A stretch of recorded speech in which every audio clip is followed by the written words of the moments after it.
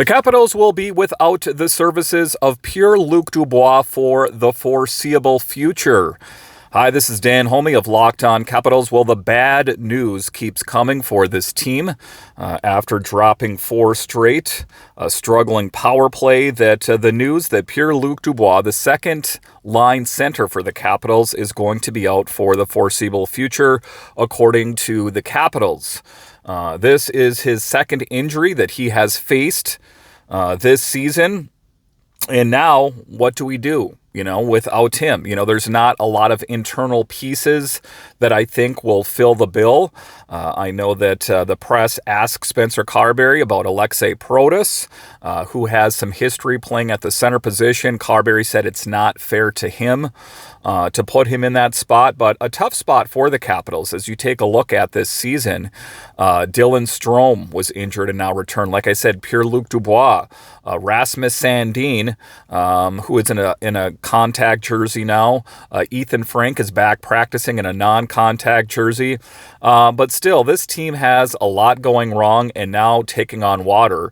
They were taking on water before this, but now to hear that, a key piece, make no mistake about it, Pierre Luc Dubois being out for the foreseeable future is going to be hard to fill. And I don't think they have an internal option that's going to fix this. We've seen Sordev at center. We've seen LaPierre, Connor McMichael. And can they fill the role? For sure. Are they going to be able to do it as well as, say, someone like Pierre Luc Dubois? I don't think that's the case. And it's hard because you take a look at the Capitals, who are sliding down the standings in a Metro division that, some teams are surprising. You take a look at the Pittsburgh Penguins, for example. Tell me you had the Penguins on your bingo card as being one of the better teams in the Metro. They are. And, if it's one of the things that, I talked about in yesterday's show, that I don't want to panic. However, I think that Chris Patrick is going to have to make a move. There was talk not long ago about with Dylan Strome if he was going to miss some substantial time if they were going to make a move. Now is the time. And if you're an everydayer of the show, I've spoke about this, that it's it's going to be a harder thing to do. This should have been something that was taken care of during the summer. When there was players available, and, Chris Patrick didn't want to make any moves, or the right moves weren't available. I'm talking Ehlers, I'm talking Roslovic, all these, and swings and misses on both of those players.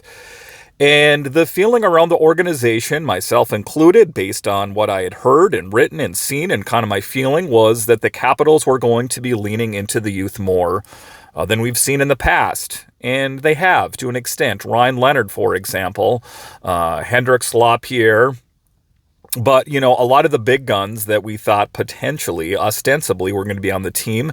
I'm talking Ivan Miroshnichenko. I'm talking Andrew Crystal. They're playing in Hershey. So now we got a Capitals team that's banged up. You got Alex Ovechkin, who has only scored 2 goals on the season.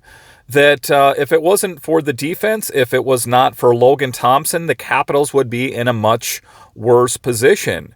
But these are things that are going to have to get taken care of. Again, we know that we got games coming up this week as well.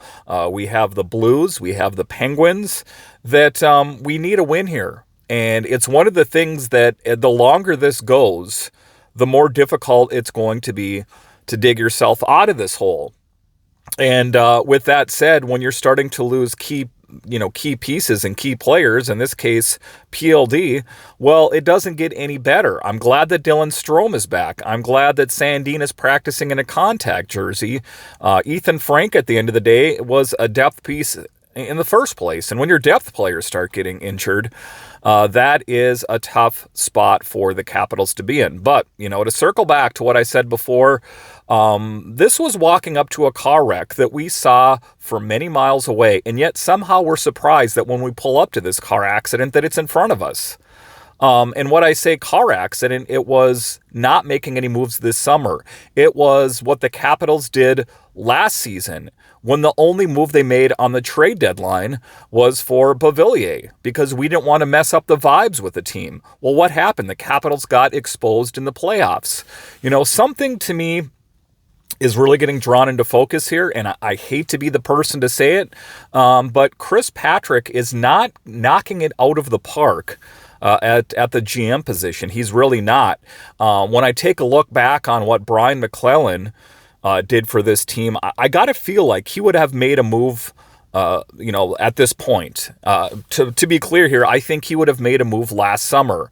We saw what he had done the summer before when he really, put this team in a good position. And what do you know, made it to the second round of the playoffs. That, what we have seen from Chris Patrick so far is lackluster, I guess is what I'm going to say.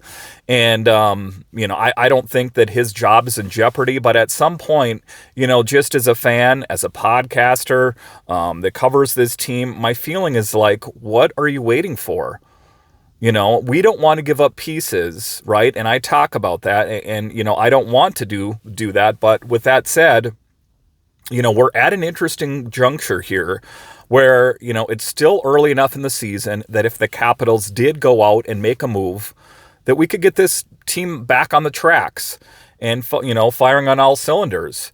And so that's part of the equation, right? That I think that a key forward, preferably a center, which, is not going to be an easy thing to acquire at this part of the season, that's what needs to be taken care of. But it's also this team needing to dig deep as well. That, the power play is horrendous right now.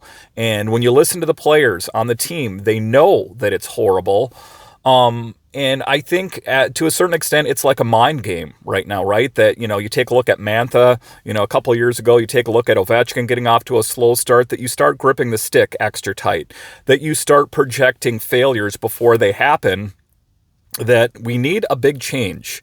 And it's in the room that, you take a look at Spencer Carberry, Jack Adams winner. I don't doubt him in the least. I think that Spencer Carberry is doing the best that he can with the tools that he has in his tool belt. He's just missing some tools. And it's up to Chris Patrick to go out there and fix this situation before this team this season spins out of control. It's one of the things that if you listen to a lot of the insiders, they're like, yeah, we knew this was coming. And I think us as fans wearing Capitals colored glasses on are like, what are you talking about, man? I mean, we got the young youth movement coming here, and we've seen, glimpses of that. Leonard has shown glimpses of greatness. Hendrix Lapierre, has shown glimpses of greatness, but we need a game changer. Tom Wilson is the guy right now, right?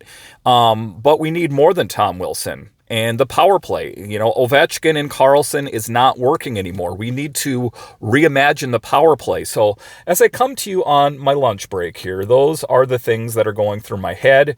The bad news, surrounding the Capitals. It's not Pierre Luc Dubois day-to-day anymore. He is out for what has been said is the foreseeable future. How do the Capitals dig themselves out of this hole?